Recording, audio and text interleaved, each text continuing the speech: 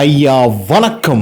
അപ്പോൾ ഇന്ന് നമ്മുടെ പ്രധാനമന്ത്രി നരേന്ദ്രമോദിയുടെ 75ാമത് ജന്മദിനമാണ്. അതായത് പ്രധാനമന്ത്രി നരേന്ദ്രമോദി ഈ ലോകത്തിലേക്ക് ഭുജാതനായിട്ട് ഇന്നേക്ക് 75 വർഷം തികയുന്നു എന്നുള്ളതാണ് ഈ ദിവസത്തിൻ്റെ പ്രത്യേകത. അതുകൊണ്ട് നമ്മുടെ പ്രധാനമന്ത്രി നരേന്ദ്രമോദിക്ക് ഒരു ഹാപ്പി ബർത്ത്ഡേ പറഞ്ഞുകൊണ്ട് നമുക്ക് ഈ പരിപാടി അങ്ങോട്ട് തുടങ്ങാം. അപ്പോൾ ഉഷാറല്ലേ?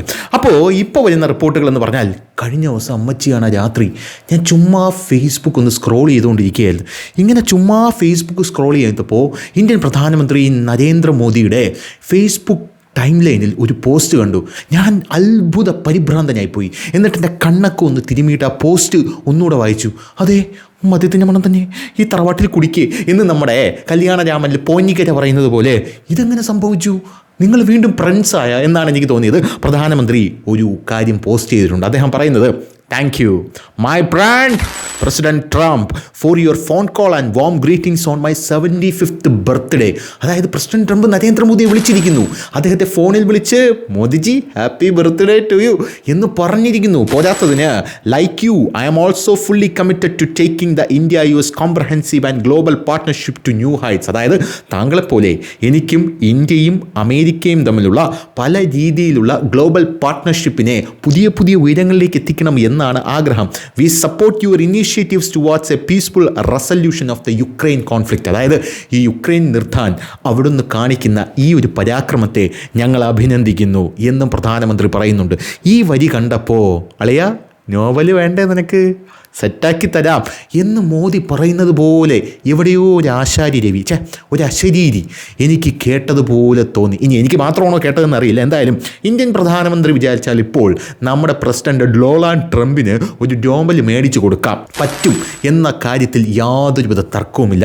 എന്തായിരുന്നാലും പ്രസിഡന്റ് ഡൊണാൾഡ് ട്രംപ് 2-3 ദിവസമായിട്ട് മഞ്ഞുരുകാനായിട്ട് അങ്ങോട്ടും ഇങ്ങോട്ടും നടക്കുന്നുവെന്നാണ് നമ്മുടെ കേരളത്തിലെ മാധ്യമങ്ങൾ വച്ച് കീച്ചുന്നത്.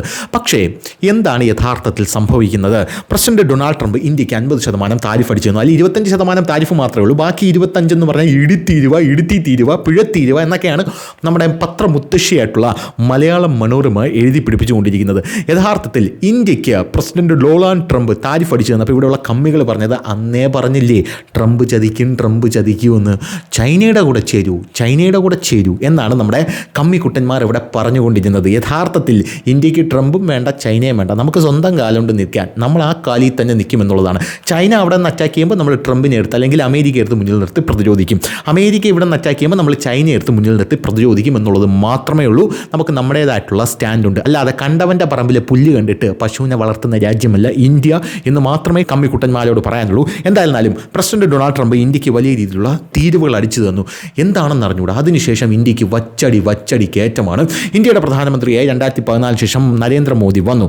അതിനുശേഷം ലോകത്തൊരു രാജ്യങ്ങൾക്ക് മുമ്പിലും തലകുനിക്കാത്ത ഒരു രാജ്യമായിട്ടാണ് ഇന്ത്യ ഇതുവരെ നിലകൊണ്ടിരുന്നത്. നേരത്തെയും അങ്ങനെ തന്നെ നിലകൊണ്ടിരുന്നു. ഇന്ത്യക്ക് പ്രധാനമന്ത്രിയായിട്ട് നരേന്ദ്രമോദി മാത്രമല്ല ശക്തനായിട്ട് ഇന്ത്യ ഭരിച്ചിട്ടുള്ളത്.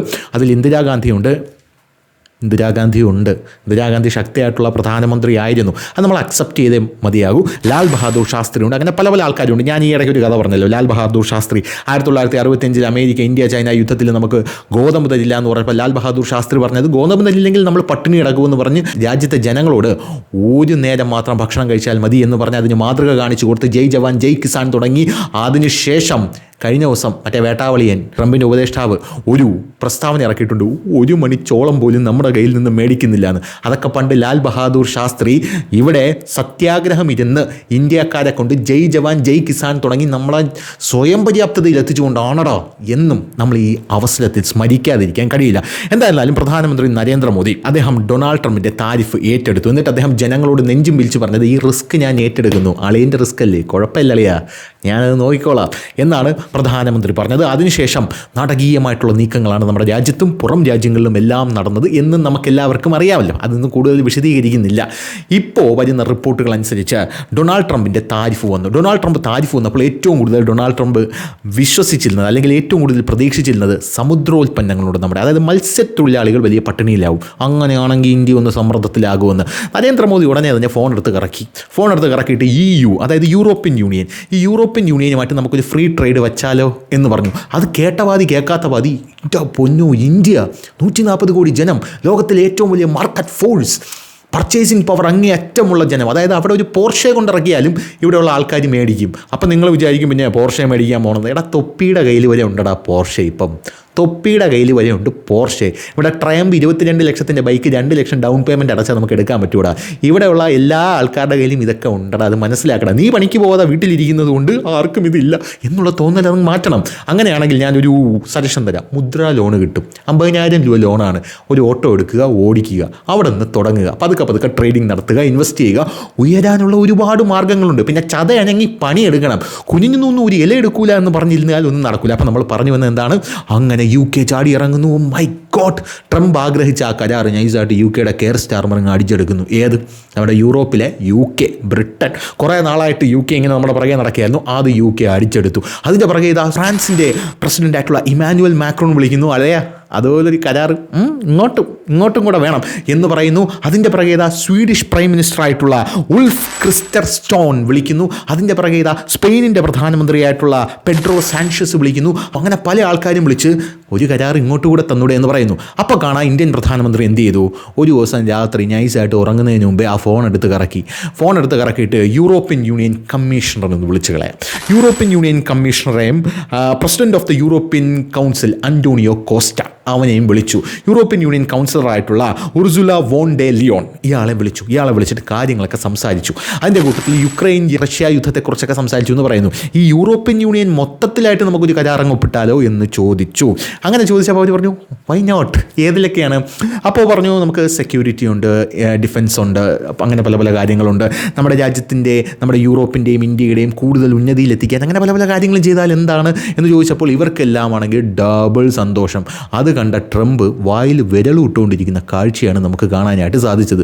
അവസാനം കുമ്പളങ്ങി നൈറ്റ്സിലെ നമ്മുടെ ശൗബിനെ പോലെ നീ മാത്രമേ ഉണ്ടായിരുന്നുള്ളൂ എന്ന് പറഞ്ഞ് തലങ്ങും വിലങ്ങും ഓടുന്ന കാഴ്ചയാണ് കാണാനായിട്ട് സാധിച്ചത്. യൂറോപ്പിനോട് പറഞ്ഞു ചെയ്യരുത്. അപ്പോൾ യൂറോപ്പ് ട്രംപിനോട് പറഞ്ഞു പോടാ പുല്ലേ. ഇതുപോലെയാണ് ലിറ്ററലി ട്രംപിനോട് പറഞ്ഞത്. അവസാനം ട്രംപിന് വലിയ കലിപ്പായി. പിന്നീടും യൂറോപ്പിനെ ട്രംപ് ഭീഷണിപ്പെടുത്തി നോക്കി, തട്ടിക്കളയുമെന്ന് വരെ പറഞ്ഞു നോക്കി. എന്നിട്ടും യൂറോപ്പ് വഴങ്ങിയില്ല. അങ്ങനെ യൂറോപ്പ് വഴങ്ങാത്ത ആ ഒരു സാഹചര്യത്തിൽ ഭീഷണിയുടെ സ്വരം മാറ്റി യാചനയുടെ സ്വരമായി. ഒന്ന് റഷ്യ യുക്രൈൻ യുദ്ധം നിർത്തിക്കോട്ടെ, ഇല്ലെങ്കിൽ റഷ്യ ഇങ്ങ് കയറി വരും, നാറ്റോ ഇറങ്ങണ്ടേ, അടിച്ച് തൊലയ്ക്കും റഷ്യ. അതുകൊണ്ട് ആ യുദ്ധം ഒന്ന് നിർത്തട്ടെ, അതുകൊണ്ട് ഇന്ത്യയെ മാക്സിമം പ്രഷറൈസ് ചെയ്യുമെന്ന് പറയുന്നു. അപ്പോൾ യൂറോപ്യൻ യൂണിയൻ തിരിച്ചു പറഞ്ഞത് ഇന്ത്യയെ പ്രഷറൈസ് ചെയ്താൽ റഷ്യ ഒരടി തരേണ്ട സ്ഥലത്ത് 10 അടിച്ചിട്ട് തിരിച്ചു പോകും. കാരണം ഇന്ത്യയും കൂടെ പുറകിലുണ്ട്. പ്രധാനമന്ത്രി നരേന്ദ്രമോദി ബ്രിക്സ് സമ്മേളനത്തിൽ പോയപ്പം ഏറ്റവും കൂടുതൽ സംസാരിച്ചത് ആരുമായിട്ടാണ്? റഷ്യയുടെ പ്രസിഡൻ്റായിട്ടുള്ള വ്ളാഡിമിർ പുടിനുമായിട്ടാണ് സംസാരിച്ചത്. ഈ ലോകത്ത് വ്ളാഡിമിർ പുടിനുമായിട്ട് സംസാരിക്കാൻ എല്ലാവർക്കും പേടിയാണ്. ആ പുടിൻ 10 മിനിറ്റ് നേരമാണ് ഇങ്ങേർക്ക് വേണ്ടി വെയിറ്റ് ചെയ്തുകൊണ്ടിരുന്നത്. എന്തിന്? ഒന്ന് സംസാരിക്കാനും അങ്ങേരെ കാറിൽ ലിഫ്റ്റ് കൊടുത്തിറക്കാനും. അങ്ങനെയുള്ളൊരു മനുഷ്യനെയൊക്കെ നമ്മൾ ഇങ്ങനെയൊക്കെ ചെയ്തു കഴിഞ്ഞാൽ അത് വലിയ വിഷയത്തിലോട്ട് പോകും എന്നാണ് നമ്മുടെ ഡൊണാൾഡ് ട്രംപിനോട് യൂറോപ്യൻ യൂണിയൻ നേതാക്കളെല്ലാം പറഞ്ഞത്. അപ്പോൾ ഇങ്ങനെ കാര്യങ്ങൾ മുന്നോട്ട് പോകുന്ന സാഹചര്യത്തിൽ, ഇന്ത്യക്ക് താരിഫ് ഏർപ്പെടുത്തിയിരിക്കുന്ന സാഹചര്യത്തിൽ ട്രംപിന് എങ്ങനെയെങ്കിലും ഇതിൽ നിന്ന് തലയൊന്ന് ഊരണം. ഒരു രക്ഷയില്ല, എങ്ങനെയെങ്കിലും ഊരണം. പക്ഷേ നാണക്കേടാണല്ലോ. എന്ത് പറഞ്ഞു ഒരു രക്ഷയില്ല. താരിഫാണെങ്കിൽ പ്രഖ്യാപിച്ചും പോയി. ഇനി അമേരിക്കയായിട്ടൊരു വ്യാപാര കരാർ ഒപ്പിടാം, എന്തെങ്കിലുമൊക്കെ ഒപ്പിട്ടാൽ മതി. അങ്ങനെ ഒപ്പിടാനായിട്ട് വരുമ്പം ട്രംപിൻ്റെ സ്വഭാവം അറിയാമല്ലോ. ചുമ്മാ നരേന്ദ്രമോദി ഒന്ന് കണ്ടാൽ മതി, ആ മോദിയെ ഞാൻ ചാടിയടിച്ചു എന്ന് പറഞ്ഞ് ട്രംപ് ട്രൂത്ത് പ്ലാറ്റ്ഫോമിൽ ഒരു പോസ്റ്റ് അങ്ങിടും.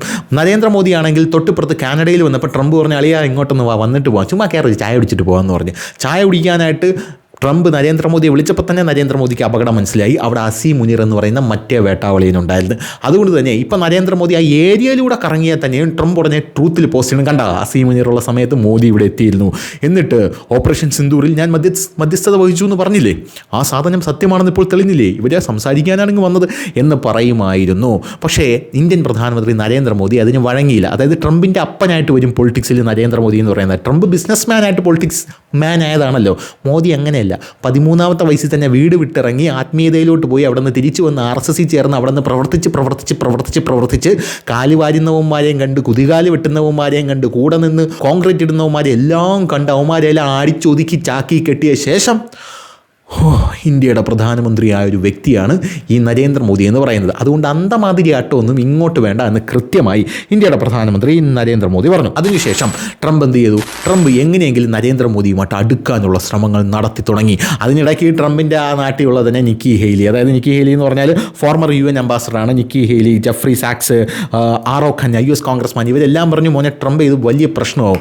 മുൻ US സുരക്ഷാ ഉപദേഷ്ടാവായിട്ടുള്ള ജോൺ ബോൾട്ടൺ പറഞ്ഞു നരേന്ദ്രമോദിയെ പ്രശംസിച്ചേ പറ്റൂ കേട്ടോ. അപ്പം ബാക്കിയുള്ള ചോദിച്ചാൽ അതെന്താ അങ്ങനെ പറഞ്ഞത്? അല്ല, ഈ കിഴങ്ങനെ എങ്ങനെ ഡീൽ ചെയ്യാൻ പറ്റും? ഏത് കിഴങ്ങെ? ഡൊണാൾഡ് ട്രംപിന്. കാരണം യവൻ വല്ലതൊക്കെ വിളിച്ചു പറയുമ്പം പുള്ളി കണ്ട മൗനിയാണ്, സൈലൻ്റാണ്, ഒന്നും മിണ്ടുന്നില്ല, പ്രവൃത്തിയിൽ മാത്രമേ ഉള്ളൂ, ഒന്നും സംസാരിക്കുന്നില്ല. അതുപോലെ ഈ കിഴങ്ങനെ ഇങ്ങനെ ഡീൽ ചെയ്യാൻ പറ്റും, അത് മോദിക്കറിയാം എന്നാണ് ജോൺ ബോൾട്ടൺ പറഞ്ഞത്. ഈ സാഹചര്യത്തിലാണ് ഇന്ത്യ ഇതാ കുതിച്ചു കയറാൻ പോകുന്നു എന്നുള്ള റിപ്പോർട്ട് വന്നത്. താരിഫ് വന്നതിന് പിന്നാലെ വന്ന റിപ്പോർട്ടെന്ന് പറഞ്ഞാൽ ഇന്ത്യയുടെ GDPയിൽ വർധനവ്. കുറേ കാലം നമ്മളെ കൗങ്ങികളും കൊങ്ങികളും സുഡാപ്പികളൊക്കെ ഉപയോഗിച്ചുകൊണ്ടിരുന്ന വാക്കാണ് GDP. പിന്നെ കുറേ നാൾ പെട്രോൾ വില വർധന ഉണ്ടായിരുന്നു, അതിപ്പം എടുക്കുന്നില്ല. ഇപ്പോൾ GDP എന്ന് ഉപയോഗിച്ചുകൊണ്ടു, അതും ഇപ്പോൾ എടുക്കുന്നില്ല. GDP 2024-2025 വർഷത്തിൽ 6.5% ഇപ്പോൾ GDPയുടെ റേറ്റ് വന്നപ്പോൾ 2025-26 അത് 7.8% ഉയർന്നു എന്ന റിപ്പോർട്ട് വരുന്നു. പിന്നെ അമേരിക്കയിലെ തന്നെ സർവേ ഏജൻസികളായിട്ടുള്ള S&P global ratings, IMF, Morgan Stanley, OECD and Nomura എന്ന് പറയുന്ന പല ആൾക്കാരും പറയുന്നത് ഇന്ത്യ കുതിച്ചു കയറാൻ പോവുകയാണ്. ഈ ചൈനയൊക്കെ ഇന്ത്യ ഓവർടേക്ക് ചെയ്യും, അതെങ്ങനെ ഓവർടേക്ക് ചെയ്യും എന്ന് ചോദിച്ചപ്പോൾ ഇന്ത്യയിൽ ഏറ്റവും കൂടുതൽ യുവാക്കളാണ്. ചൈനയിൽ അവിടെ ജനസംഖ്യാ നിയന്ത്രണവും മറ്റതും മറിച്ചതും ഒക്കെ നടത്തിയിട്ട് ഇപ്പോൾ കുറേ വയസ്സന്മാരായിട്ടുണ്ട്. അപ്പോൾ ഒരു 2035-2047 കാലഘട്ടങ്ങളിൽ ഈ വയസ്സന്മാരെ വെച്ചുകൊണ്ട് ഒരു എക്കണോമി മുന്നോട്ട് പോവില്ല. ഇന്ത്യയിലാണെങ്കിൽ യുവാക്കളും യുവതികളുമാണ് കൂടുതലുള്ളത്, യൂത്താണുള്ളത്.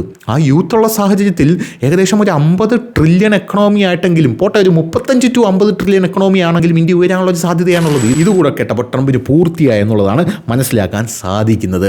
അങ്ങനെ സമുദ്രോൽപ്പന്നങ്ങൾ നമ്മൾ പറഞ്ഞു നിർത്തി, അവിടെയാണ് കണക്ഷൻ കെട്ടായിപ്പോയി. അങ്ങനെ നമ്മുടെ സമുദ്രോൽപ്പന്നങ്ങളും ആ സമുദ്രോൽപ്പന്നങ്ങൾ, അതായത് ചെമ്മീൻ, അത് ഇത് ചപ്പ് ചവറ്, അങ്ങനെയുള്ള പല കാര്യങ്ങളും വിറ്റു പോകുന്നില്ല എന്ന് കണ്ട ഇന്ത്യയുടെ പ്രധാനമന്ത്രി നരേന്ദ്രമോദി യൂറോപ്യൻ യൂണിയൻ നേതാക്കൾ വെച്ച് 10 രാജ്യങ്ങളുമായിട്ട് കരാറൊപ്പിട്ട് അങ്ങോട്ടേക്ക് തരാം എന്ന് പറഞ്ഞ് അങ്ങോട്ടേക്ക് കയറ്റി അയക്കാൻ പോവുകയാണ്. അതിനിടയിൽ റഷ്യ വന്ന് പറഞ്ഞു അങ്ങോട്ട് കയറ്റി അയക്കില്ല, ഇങ്ങോട്ട് കയറ്റി അയക്ക്, ചെമ്മീനൊക്കെ ഇവിടെ നല്ല മാർക്കറ്റാണ്, നമ്മുടെ വിപണി മൊത്തം നിങ്ങൾക്ക് ഫ്രീ ട്രേഡിനായിട്ട് തുറന്നു തരാമെന്ന് പറയുന്നു. പിന്നെ ഇന്ത്യയുടെ പ്രധാനമന്ത്രി നരേന്ദ്രമോദി റഷ്യയിൽ നിന്ന് ഇന്ത്യ ഓയിൽ വാങ്ങിക്കരുത് എന്ന് ഡൊണാൾഡ് ട്രംപ് പറഞ്ഞപ്പോൾ ഇനി നാളെ എങ്ങാനും റഷ്യയും നാറ്റോയും തമ്മിലൊരു വമ്പൻ യുദ്ധം വന്നു കഴിഞ്ഞാൽ നാറ്റോയും റഷ്യയും അങ്ങോട്ടും ഇങ്ങോട്ടും അടിക്കുമല്ലോ. അടിക്കുമ്പം 5-6 എണ്ണപ്പാടങ്ങളിലൊക്കെ നാറ്റോ തീടാനുള്ള സാധ്യതയുണ്ട്. റഷ്യ ആണെങ്കിൽ ഇപ്പോൾ സ്കൈഫാൾ എന്ന് പറയുന്ന ആണവ റിയാക്ടർ ഘടിപ്പിച്ച മിസൈൽ പറത്തി വിട്ടിരിക്കുകയാണ്. ഇത് കണ്ട് ട്രംപ് ബോധം കെട്ട് വിടാതില്ല നല്ലത്. അതായത് ഭൂമിക്ക് ചുറ്റും ഇങ്ങനെ 2 ദിവസം ഈ മിസൈൽ കറങ്ങും. കാരണം അതിൻ്റെ ഡീസൽ എന്ന് പറയുന്നത് ഈ ആണവ റിയാക്ടറാണ്. അത് 2 ദിവസം കറങ്ങിയിട്ട് റഷ്യ തീരുമാനിക്കുക ഏത് രാജ്യത്ത് പോയി വീഴണം, അത് അവിടെ പോയി വീഴും. ഇത് കണ്ട് ട്രംപിന് മൊത്തത്തിൽ ഇളവിയിരിക്കുകയാണ് എന്നുള്ളതാണ്. അപ്പോൾ ആ ഒരു സാഹചര്യത്തിൽ ഇപ്പോൾ സമുദ്രോൽപ്പന്നങ്ങളുടെ കാര്യത്തിൽ ഒരു തീരുമാനമായി. അങ്ങനെ എല്ലാ കാര്യത്തിലും എല്ലാ സെറ്റപ്പിലും ഒരു തീരുമാനമായ ഈ ഒരു സാഹചര്യത്തിലാണ് ഡൊണാൾഡ് ട്രംപ് ഇപ്പോൾ നരേന്ദ്രമോദിയെ വിളിച്ച് പറയുന്നത് അളിയ happy birthday to you. Okay അളിയ, ഹാപ്പി ബർത്ത്ഡേ ടു യു. ഇത് കാണുമ്പോൾ എനിക്ക് മറ്റേ മീശ മാധവൻ ഒരു സീനാണ് ഓർമ്മ വരുന്നത്. നമ്മുടെ പിള്ളേച്ചനും മീശ മാധവനും കൂടെ ഫ്രണ്ട്സായ സീനും. അല്ല, ഞാൻ ആലോചിക്കുന്നത് 11:55 വരെ ഇന്നലെ രാത്രി നവാരോ എന്ന് പറയുന്ന ആ വിഷം യഥാർത്ഥത്തിൽ ട്രംപിൻ്റെ കൂടെ ഉണ്ടായിരുന്നു. 11:56 ഇനി അവർ പ്രധാനമന്ത്രിയെ വിളിച്ചത് നമ്മുടെ ഡൊണാൾഡ് ട്രംപ്? അപ്പോഴാണോ അവർ ഫ്രണ്ട്സ് ആയത് എന്നുള്ളൊരു ചോദ്യമാണ് എനിക്ക് ചോദിക്കാനുള്ളത്. പിന്നെ അതിൻ്റെ കൂട്ടത്തിൽ ഒരു സന്തോഷകരമായിട്ടുള്ളൊരു വാർത്ത കൂടെ വായിച്ചു വിടാനുണ്ട്. അത് വായിച്ചു വിടാൻ മാത്രമേ പറ്റത്തുള്ളൂ. ഇത് ടൈംസ് നൗവിൽ വന്ന റിപ്പോർട്ടാണ്. ഈ ടൈംസ് നൗവിൽ വന്ന റിപ്പോർട്ട് ഞാൻ നിങ്ങൾക്ക് വായിച്ച് കേൾപ്പിച്ചത്. അതായത് India's August exports soar over 9% amid Trump's 50% tariff shock details എന്നാണ് ഈ റിപ്പോർട്ട് സൂചിപ്പിക്കുന്നത്. ഇനി ഇതൊന്ന് ട്രാൻസ്ലേറ്റ് ചെയ്ത് ഇതെന്താണെന്ന് നിങ്ങൾക്ക് വായിച്ചു തരാം. അതായത് ട്രംപിൻ്റെ 50% തീരുവ ഞെട്ടലിനിടയിൽ ഇന്ത്യയുടെ ഓഗസ്റ്റ് കയറ്റുമതി 9%-ലധികം ഉയർന്നു. ഇനി ആ റിപ്പോർട്ടിലേക്ക് 2025 ഓഗസ്റ്റിൽ ഇന്ത്യയുടെ മൊത്തം കയറ്റുമതി വ്യാപാര സേവന മേഖലകളിൽ നിന്നുള്ള വരുമാനം $69.16 ബില്യൺ ഡോളറിലെത്തി. 16 ബില്യൺ. 2024 ഓഗസ്റ്റിലെ $63.25 ബില്യൺ ഡോളറുമായി താരതമ്യം ചെയ്യുമ്പോൾ 1.34% വർധനവാണ് കാണിക്കുന്നത് എന്ന് കേന്ദ്ര വാണിജ്യ മന്ത്രാലയത്തിൻ്റെ തിങ്കളാഴ്ചത്തെ സമീപകാല കണക്കുകൾ വ്യക്തമാക്കുന്നു. വ്യാപാര കയറ്റുമതി $35.10 ബില്യൺ ഡോളറായി ഉയർന്നു. മുൻ വർഷത്തെ $32.89 ബില്യൺ ഡോളറിൽ നിന്ന് സേവന കയറ്റുമതി $30.36 ബില്യൺ ഡോളറിൽ നിന്ന് $34.06 ബില്യൺ ഡോളറായി ഉയർന്നു എന്നുള്ളതാണ് ഈ റിപ്പോർട്ട് എന്ന് പറയുന്നത്. അതായത് സകല മേഖലകളിലും ട്രംപ് വട്ടത്തിലും നീളത്തിലും അത് തന്നെ അങ്ങനെ ആയിപ്പോയി എന്ന് മാത്രമേ നമുക്ക് പറയാനായിട്ട് സാധിക്കുകയുള്ളൂ. അതായത് ഇന്ത്യയിലെ ചരിത്രത്തിൽ ആദ്യമായിട്ടാണ് ഒരു ഇന്ത്യൻ പ്രധാനമന്ത്രി അമേരിക്കയെ ഇങ്ങനെ തേച്ചൊട്ടിക്കുന്നത് എന്ന് പറയാതിരിക്കാൻ യാതൊരുവിധ നിവൃത്തിയില്ല.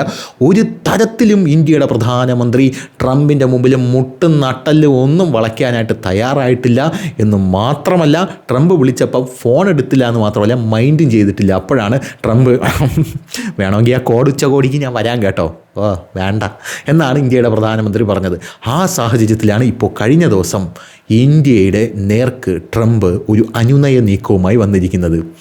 Modiji, happy birthday to you, love you. അപ്പോൾ ശരി.